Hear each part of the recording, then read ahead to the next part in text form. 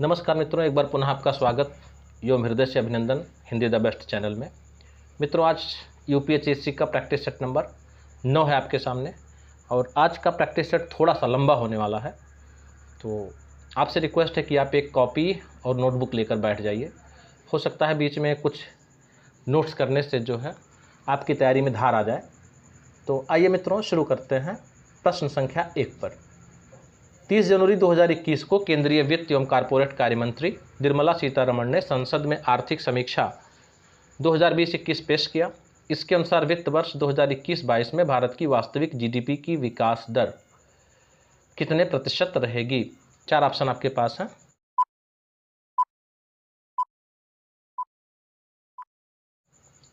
तो इसका option number A सही है, 11%। दूसरा प्रश्न मित्रों, निम्नलिखित कथनों में से कौन सा सही नहीं है? पहला कथन, महात्मा गांधी की आत्मकथा मूल रूप से गुजराती भाषा में लिखी गई थी। बी, सैडलर आयोग शिक्षा से जुड़ा है। सी, भारत में अंग्रेजी शिक्षा के प्रसार में सहायता करने के लिए हिंदू कॉलेज कलकत्ता प्रथम संस्था थी। डी, लाला लाजपत राय भारतीय राष्ट्रीय कांग्रेस के अध्यक्ष कभी नहीं चुने गए थे।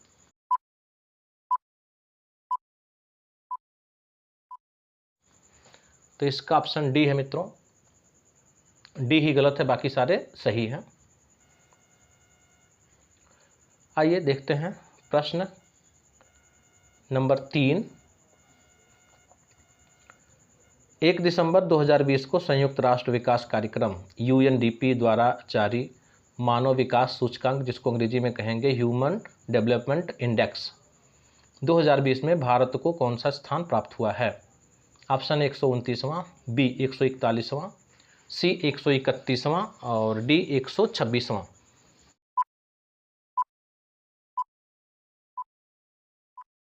तो इसका मित्रों जो आंसर हो जाएगा 131वां। अब थोड़ा सा इसमें आप लोग नोट भी कर लीजिए कि मानव विकास सूचकांक में जो है जो स्थान मिला, जो नंबर मिला था पॉइंट, वो भारत को मिला था 0.645। एक बार पुनः सुन लें, 0.645। और इसके साथ यह भी नोट कर लें कि नॉर्वे जो है शीर्ष स्थान पर था और उसको जो पूरा पॉइंट मिला था, जिसको शॉर्ट में आप HDI भी कह सकते हैं, 0.957, यानी 0.957। आइए बढ़ते हैं चौथे प्रश्न की ओर। फरवरी 2021 को भारत ने किस देश में लालंदर शहतूत बांध के निर्माण के लिए समझौता ज्ञापन पर हस्ताक्षर किए? 4 ऑप्शन आपके पास हैं, तुर्कमेनिस्तान, अफगानिस्तान, भूटान, बांग्लादेश।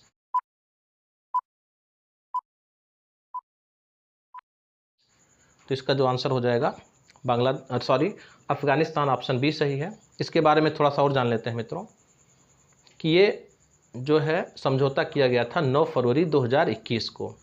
इसमें मोदी एवं गनी के वर्चुअल बैठक में समझौता जो किया था विदेश मंत्रियों ने किया था। भारत के विदेश मंत्री थे एस जयशंकर एवं अफगानिस्तान के विदेश मंत्री हनीफ अतमान थे। आइए पांचवें प्रश्न की ओर। वह बंगाली नेता कौन था जिसने सामाजिक धार्मिक सुधारों का विरोध किया और रूढ़वादिता का समर्थन किया? 4 ऑप्शन आपके पास हैं, ए राधाकांत, बी नेमसाधन बोस, सी हेमचंद्र विश्वास, डी हेमचंद्र डे।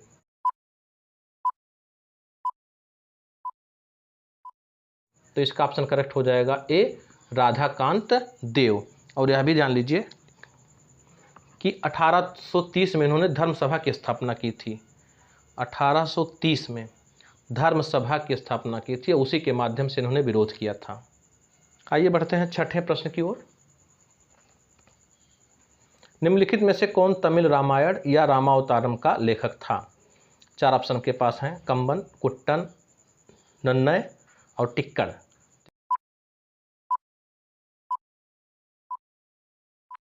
तो इसका जो करेक्ट ऑप्शन है मित्रों, ऑप्शन ए कंबन, और वह भी 12वीं शताब्दी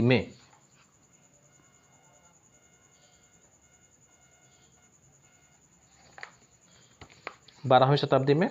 आइए देखते हैं 7वां प्रश्न। इंदिरा आवास योजना की मुख्य विशेषता है? ऑप्शन ए 10 लाख मकानों का निर्माण, ऑप्शन बी बंधुआ मजदूरों की मुक्ति, सी अनुसूचित जाति के सदस्यों को सस्ते आवास उपलब्ध कराना, और डी केंद्र द्वारा 10 करोड़ रुपए का प्रावधान।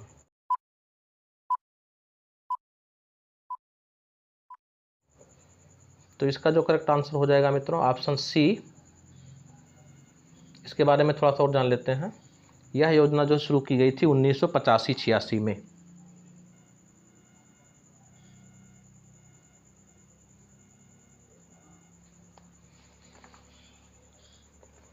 और अब इसका नाम जो है बदल करके प्रधानमंत्री आवास योजना ग्रामीण हो गया है।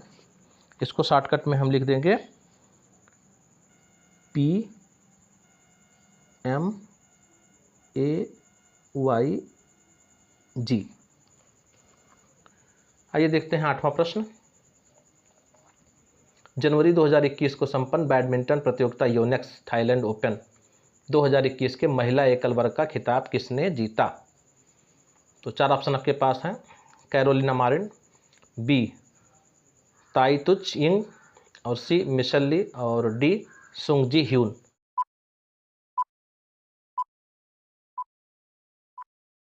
तो इसका जो करेक्ट ऑप्शन है मित्रों ऑप्शन ए कैरोलिना मारिन।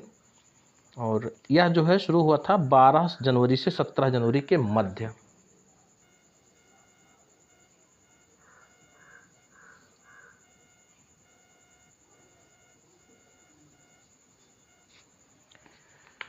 और इसमें और ये भी जान लें कि पुरुष वर्ग में जो प्रथम विजेता थे, जो खिताब मिला था, वो थे विक्टर एक्सेलसेन। एक बार पुनः आप लिख लें इसको, विक्टर एक्सेलसेन, जो डेनमार्क के थे। मित्रों कमेंट में बताना है कि कैरोलिना मारिन किस देश की हैं। आइए देखते हैं 9वां प्रश्न। निम्नलिखित में से कौन एक भारत के संविधान का संघीय लक्षण नहीं है? तो 4 ऑप्शन आपके पास है। केंद्र तथा राज्यों के बीच शक्ति का बंटवारा, बी पूर्ण रूप से लिखित संविधान, सी इकहरी नागरिकता, और डी स्वतंत्र न्यायपालिका।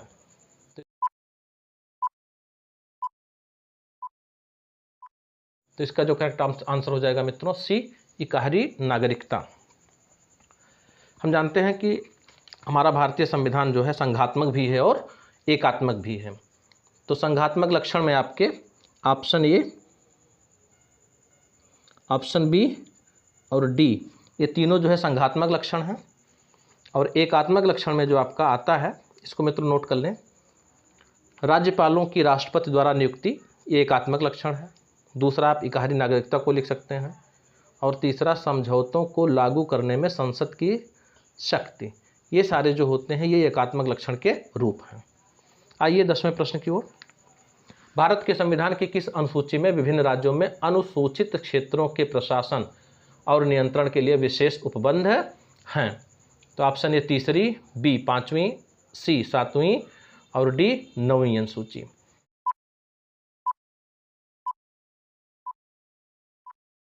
तो इसका जो करेक्ट आंसर हो जाएगा मित्रों 5वीं अनुसूची। और यह भी आपको ध्यान रखना है कि इसमें आप लिख लें इसको मित्रों, बहुत ही उचित और अच्छी जानकारी है। इसमें असम, मेघालय, त्रिपुरा और मिजोरम को छोड़ करके, क्योंकि यहाँ पर जो है जनजातियों के संबंध में उपबंध है और वो आपका आता है 6वीं अनुसूची में। 11वां प्रश्न। जनवरी 2021 में किस देश के राष्ट्रीय चिड़ियाघर में नीव नामक दुर्लभ सफ़ेद बाघ का जन्म हुआ था? बहुत ही चर्चित घटना थी मित्रों ये।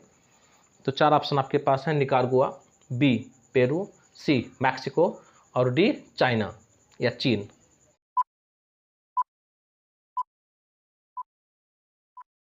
तो इसका जो मित्रों सही आंसर हो जाएगा ऑप्शन ए निकारागुआ। और ये वास्तव में है क्या? निकारागुआ मध्य अमेरिकी देश है। नोट कर ले इसको मित्रों, निकारागुआ मध्य अमेरिकी देश है। और चिड़ियाघर का जो नाम था वो मसाया।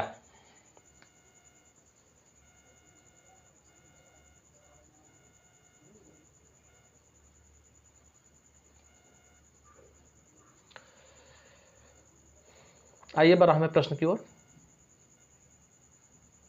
हमारे संविधान के किस भाग में 3 सोपानों में पंचायतें बनाने की परिकल्पना की गई है? तो 4 ऑप्शन आपके पास हैं, भाग 9, भाग 10, भाग 11 और डी ऑप्शन है भाग 12।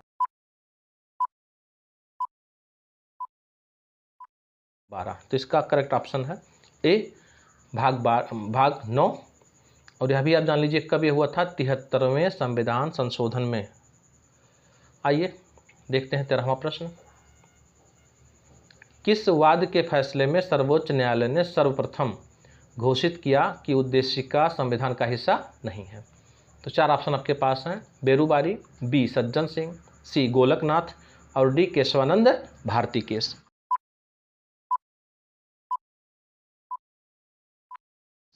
तो इसका मित्रों जो करेक्ट आंसर हो जाएगा बेरूबारी।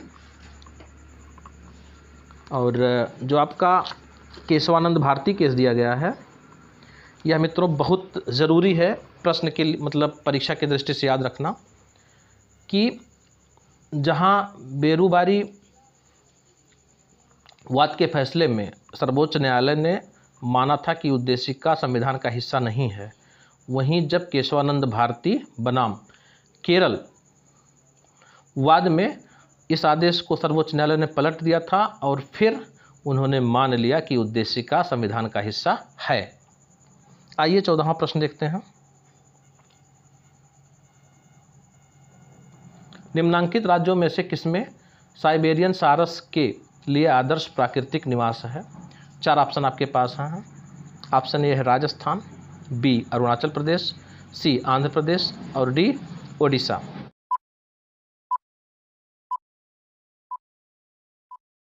तो इसका जो करेक्ट आंसर हो जाएगा मित्रों ऑप्शन ए राजस्थान। अब इसमें पॉइंट जो आपको नोट करना है, यह जो है भरतपुर ज़िले में है और राष्ट्रीय उद्यान का नाम है केवला देव। तो ज़िला भरतपुर आपको लर्न रखना है और राष्ट्रीय उद्यान का नाम है केवला देव। और ये प्रवास कब करते हैं मित्रों? सर्दियों में। आइए 15वां प्रश्न देखते हैं।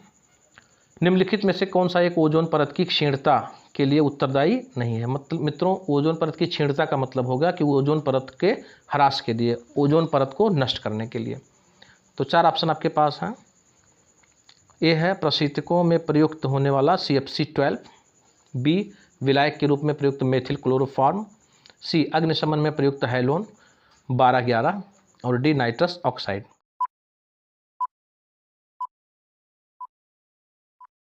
तो इसका जो मित्रों करेक्ट आंसर है वो होगा ऑप्शन बी विलायक के रूप में प्रयुक्त मेथिल क्लोरोफॉर्म। मित्रों कमेंट बॉक्स में जो है इसका आप शॉर्ट फॉर्म बताएंगे। आइए बढ़ते हैं 16वें प्रश्न की ओर। मैं एक समाजवादी और गणतंत्रवादी हूं और मुझे राजाओं और राजकुमारों में विश्वास नहीं है। यह वक्तव्य संबंधित है किससे? 4 ऑप्शन आपके पास हैं। तो इसका जो करेक्ट आंसर हो जाएगा ऑप्शन डी जवाहरलाल नेहरू। 17वां प्रश्न मित्रों, निम्नांकित में से ज्ञान संबंधी योग्यता का उच्चतम स्तर क्या है? तो पहला ऑप्शन है जानना, दूसरा समझना और सी विश्लेषण करना और डी मूल्यांकन करना।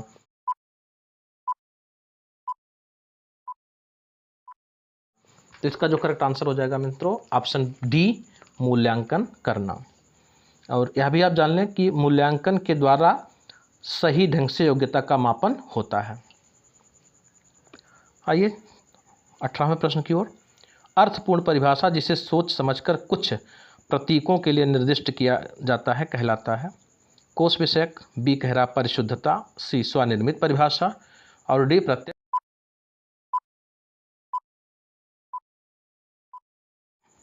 तो इसका जो करेक्ट आंसर हो जाएगा ऑप्शन सी स्वनिर्मित परिभाषा। 19वां प्रश्न, संरचना वाले तर्क वाक्यों का समूह जो कुछ निष्कर्ष प्रदर्शित करता है कहलाता है?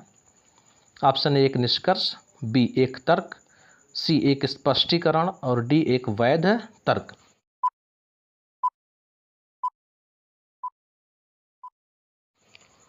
तो इसका मित्रों जो करेक्ट ऑप्शन हो जाएगा वो आपका ऑप्शन बी है एक तर्क। यह भी जान लें मित्रों कि तर्क वाक्य सत्य या असत्य दोनों हो सकते हैं, लेकिन एक साथ में नहीं। तर्क वाक्य या तो सत्य रहेगा या असत्य रहेगा, लेकिन एक बार में नहीं। आइए 20वें प्रश्न की ओर। बहुत ही इजी प्रश्न आया हुआ है, निम्नलिखित में से कौन सा सर्च इंजन नहीं है?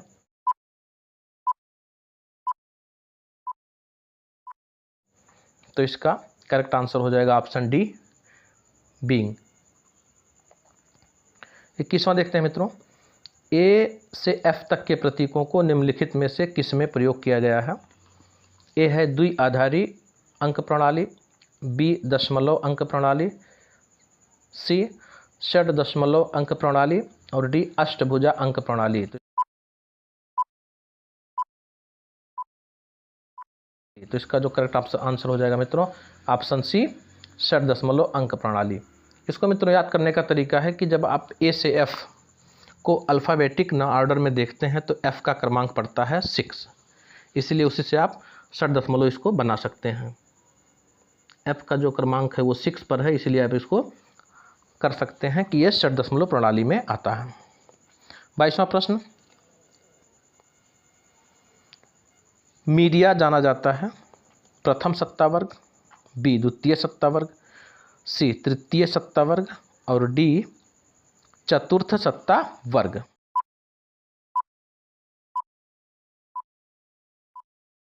तो इसका जो करेक्ट आंसर हो जाएगा मित्रों ऑप्शन डी, चतुर्थ सत्ता वर्ग। और यह भी जान लें मित्रों कि इसकी महत्ता को देखते हुए ही गांधी जी ने कहा था कि आजकल लोग पवित्र ग्रंथों से अधिक प्रेस पर विश्वास करते हैं। 23वां प्रश्न,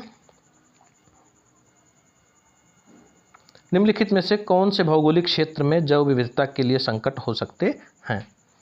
पहला है वैश्विक तापन, 2 आवास का विखंडन, 3 विदेशी जाति का संक्रमण और 4 शाकाहार को प्रोत्साहन। तो इसके जो कूट दिए गए हैं ऑप्शन ए में है 1, 2, 3, बी केवल 2 और 3, सी केवल 1 और 4 और डी सारे ऑप्शंस को बता रहा है।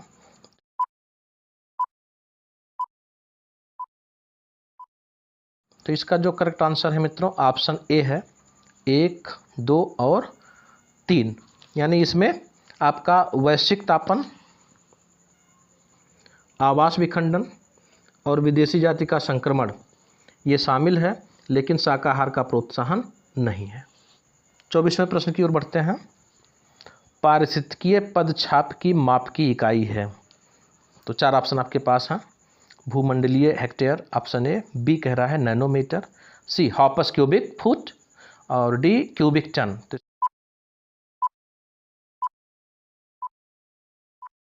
इसका जो करेक्ट आंसर है मित्रों ए, भूमंडलीय हेक्टेयर।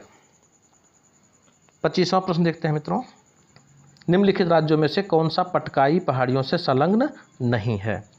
तो ऑप्शन ए है नागालैंड, बी त्रिपुरा, सी मणिपुर और डी मिजोरम।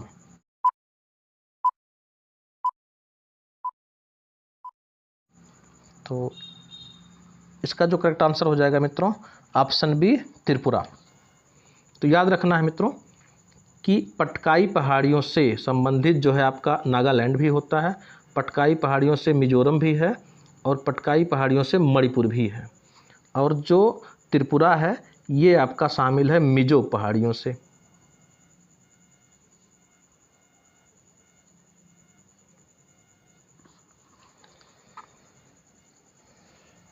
छब्बीसवां प्रश्न मित्रों, तिब्बत में मानसरोवर झील के पास जिस नदी का स्रोत है वह है? Option A Brahmaputra, B Sutlej, C Sindhu और डी उपर्युक्त सभी।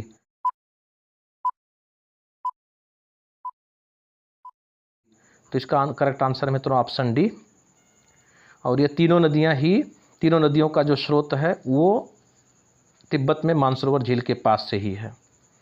27वां प्रश्न देखते हैं मित्रों, निम्नलिखित में से कौन सा ग्रह सबसे कम समय में सूर्य का चक्कर लगाता है? तो पहला ऑप्शन है आपका प्लूटो, बी है बुध, सी पृथ्वी और डी शनि।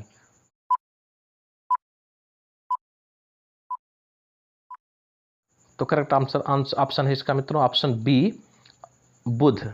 और यह भी आप जान लें कि ये जो चक्कर लगाता है टोटल कितने दिनों में? 88 दिनों में। कमेंट बॉक्स में आपको बताना है कि सबसे अधिक समय में सूर्य का चक्कर लगाने वाला कौन सा ग्रह है और कितने दिनों में लगाता है। आइए 28वें प्रश्न की ओर। है मिल्की वे यानी आकाशगंगा वर्गीकृत की गई है, यानी इसका रूप किस प्रकार का है यह आपको बताना है। तो पहला ऑप्शन है सर्पिलाकार गैलेक्सी के रूप में, बी विद्युत गैलेक्सी के रूप में, और सी अनियमित गैलेक्सी के रूप में, और डी गोलाकार गैलेक्सी के रूप में।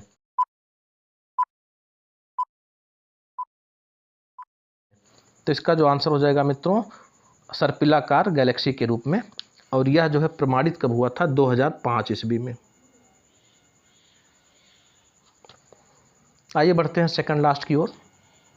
निम्नलिखित में से कौन सा बाकी के 3 के समान नहीं है? ये आपका जो है आईसीटी से प्रश्न आया हुआ है। तो पहला है ये MAC address, B hardware address, C physical address, और डी IP एड्रेस।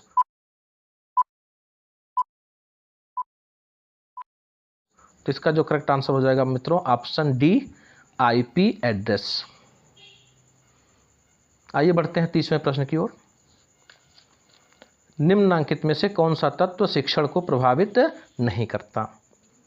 तो शिक्षण को प्रभावित करने वाले जो कारक या तत्व होते हैं मित्रों, इसको आप अगर कमेंट में बताएं तो बहुत बहुत धन्यवाद आपको। आइए देखते हैं, 4 ऑप्शन आपके पास हैं। शिक्षक का ज्ञान, बी कक्षा की ऐसी गतिविधियां जो सीखने को प्रोत्साहित करती हैं, सी शिक्षकों और विद्यार्थियों की सामाजिक आर्थिक पृष्ठभूमि, और डी अनुभव द्वारा सीखना।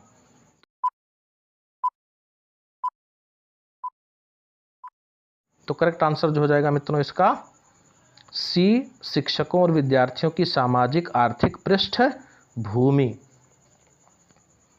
तो ये रहा मित्रों आपका प्रैक्टिस सेट नंबर 9। कैसा लगा कमेंट में ज़रूर बताएं। और मित्रों अगर वीडियो आपको अच्छा लगा, आपके लिए यूज़फुल है, तो अपने मित्रों में भी इसको शेयर करें और चैनल को सब्सक्राइब करें। धन्यवाद।